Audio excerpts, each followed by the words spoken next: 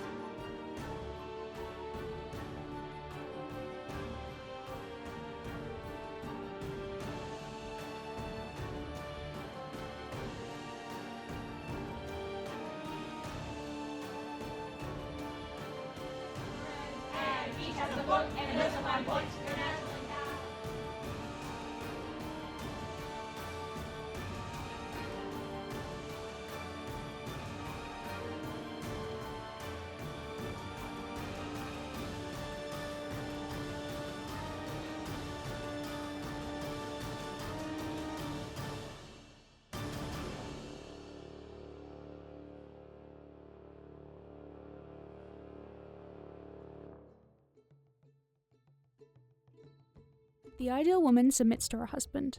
She confines herself to her household, and the life work she devotes herself to is the raising of her family. Working women, however, don't exactly get this luxury. Welcome to the cultural and imperial hub of the world, where Doric columns are all the rage, empire waistbands are in and out of fashion, and despite Demos Kratos, democracy quite literally meaning people rule being in full swing, women don't have the right to vote. But there's a catch. Did you just land in classical Athens or 19th century Britain? The representation and the reality, bit of tension between them, I think. Ideally, certainly, there is this expectation that is fed into, maintained, disseminated through literature that women will be confined within the oikos, that they will prioritise motherhood and wifedom. The most important part of a woman's life in both Athenian society and Victorian Britain were to get married and continue the bloodline. Boys were preferred over girls to have as children because boys could be citizens and take part in democracy, whereas girls could just marry well. Jane Austen wrote in her book Emma, a single woman with a very narrow income must be ridiculous, disagreeable old maid, the proper sport of boys and girls. But a single woman of good fortune is always respectable, and may be as sensible and pleasant as anybody else. But even the ideal woman must pass her time somehow. We see this with Penelope in the Odyssey, weaving her way through 20 years without her husband. Even Athena is the goddess of weaving. We see here that these women have a basket of wool, a typical depiction of femininity perhaps, a task expected of them. But the reality, though, I think was different, as always, especially in terms of class. Women worked outside the home in classical Athens in certain classes. Women had opportunities to take charge in religious festivals. There were opportunities for women to mix outside of the home in women-only religious rituals. They provide opportunities and legitimate opportunities to do things out in public. And there are always ways, I suppose, when you're given that legitimate public role to turn it to your advantage and make the most of that space you've been given. And people have been doing that forever, so why would we think that ancient Athenian women wouldn't do it as well? But women breaking the mould certainly never stopped at classical Athens.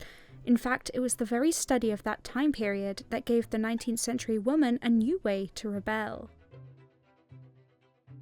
So classics has always, still is today a little bit, but not to the same degree, it's always been a marker of the elite. So when women educate themselves in the classics or become familiar with the classics, that showed that they were intellectually equal to men, because there'd been so much in history of men saying women just couldn't do things because they weren't as intelligent, their brains didn't work in the same way, things like that. By becoming really educated in the classics without even having a formal education, they demonstrated that they were intellectually equal to men, and that allowed them the freedoms, or that started to allow them the freedoms to pursue their education further and gain further freedoms as well. But this level of education wasn't always accessible to women. So they created a new social movement to break free from the chains and the men holding them down. The new woman. So the way I see it is kind of the immediate predecessor of the feminist movement. It did have aims that we would call feminist, but that's not how it described itself. So the organised feminist movement, who were doing more active work, that came very soon after. But the new woman, she did seek to gain a lot more freedom than women had already had. So women were becoming more educated. They didn't necessarily want to get married. They didn't really want to have, often they didn't want to have children. A lot of the new women really just wanted to continue on with their education. At the other end of the century, when the ancient Greek influence on fashion was far more noticeable, one of the most famous authors in the world was finding her beginning. Jane Austen is often thought as a romance writer, but I'd like to think she was far more of a satirist, poking fun at society and the expectations on women to marry. Her teenage writings can be easily forgotten next to her most famous works, such as Mansfield Park, Pride and Prejudice, or Emma, but perhaps they give us a better idea of how women of the past thought than her more polished writings later in her life. The thing that most people think of when they say, oh yeah, Jane Austen wrote some teenage stuff, right, is her attack on history writing.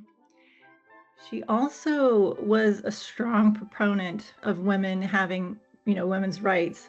And she really hated how many women she felt like were either erased from history or just got the short end of the stick. So instead of focusing these small vignettes for the different rulers of England on the actual rulers, she decided to talk about their wives or, the women in their lives who were wronged. Right? She was a huge fan of Mary Queen of Scots. And it's because she also was reading about Mary Queen of Scots at the time. So it seemed like anything that she was reading about that also intersected with her interests, found its way into the teenage writings. So it's just this kind of cacophony of texts. You know, it's discordant, it's chaotic, it's funny, and at times borderline tabloid. You know, she wrote about murderers, she wrote about thieves, she wrote about celebrities, she wrote about just anything she wanted to. And no one told her no. However, women's history is not the only way that she went against the grain. So I would say probably the most talked about novel is Mansfield Park, having most, I'd say, the highest level of queerness, and it's between Fanny Price and Mary Crawford. And a lot of that has to do with not only the way Austen wrote, you know, the language of the text, but also the way it's been transferred to the screen. And it's just opening up a door for us to think about women's relationships being more than just friends or sisters or, you know, parents. There are other ways of thinking about queerness besides sexuality. So, you know, queerness is such a big term. It really just means rejecting or resisting norms. The fact is, we enter the century with very few avenues for women. With the advent of literacy and literacy for women, it's true that the opportunities, the idea of a profession for women is still new, but the idea that women can be professional is beginning to emerge in the century. You're watching this woman's voice beginning to emerge and be taken seriously. So not only were women gaining access, they were beginning to understand their own capacity for excellence and to excel and to recognize that there was no reason they should stay in the background. These women laid the groundworks for some of the most influential movements of the modern era.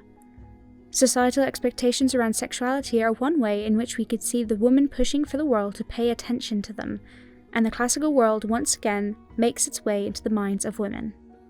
And they modelled a lot of the way that they lived their lives off of ancient Greek stuff, and obviously there was a lot of pederasty, things like that. Homosexuality was present, and so a lot of them lived that way. So think for example Oscar Wilde.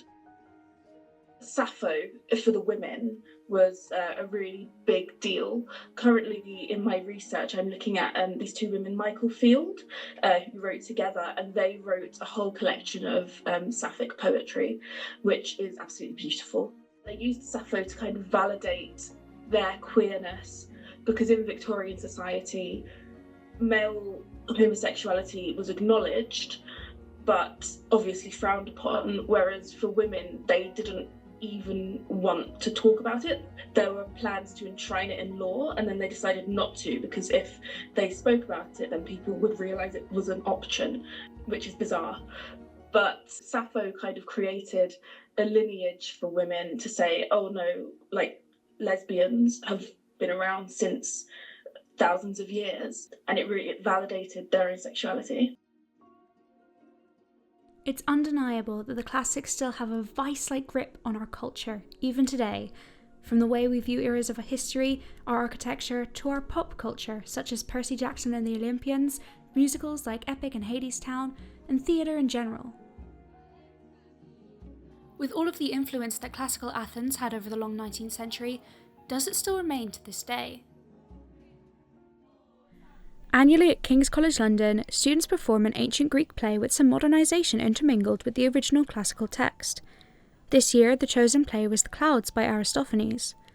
The comedy satirises Athenian intellectualism and the sophists through core themes such as traditional values versus intellectual thought, education and ethics, and the central father-son relationship. Well, this time round, I adapted The Clouds in a very wildly different way from the original. And each has a book and notes to find points. Their natural endowments are masterful too, and now sharpened up. So I'm no fear, but tackle it all. Rescue resting assured that the spectators are safe. But one of the main differences from the original play is that one of the main characters, Philippides, is now a Philippides. So we changed his gender to female because, well, part of me didn't want to do a play that was only male characters, and The Clouds is a heavily male dominated really play. But it wasn't just because of that. That was just one of the reasons for me thinking through it. It was one of the earlier decisions that I made, actually. And I wanted to explore the relationship between a father and a daughter, because it is a political play, and I have turned it into like a very modern commentary on the current lovely political situation in the world at the moment. And so what I decided to do was to explore the political elements of the play through the eyes of both genders, really. Oh, it's so nice to work. I think that gave me the span to build a character arc that I thought was going to be much more powerful. Not inherently because she's a woman, because it's not exactly where I wanted to go, but it's more about trying to explore how a woman trying to reclaim her space in ancient Greece would have looked like. I think that Giulia's choice to prioritize a conversation about women in educational settings, about how women can and cannot access pedagogy as class leveling tool, I think is incredibly wise. And while these students aren't studying drama, they're studying classics, they're given the opportunity in this play to question the intersections of performance as correlate to not only their pedagogical work, their educational backgrounds, but also their everyday life, so their interactions with the world around them and how the world perceives them.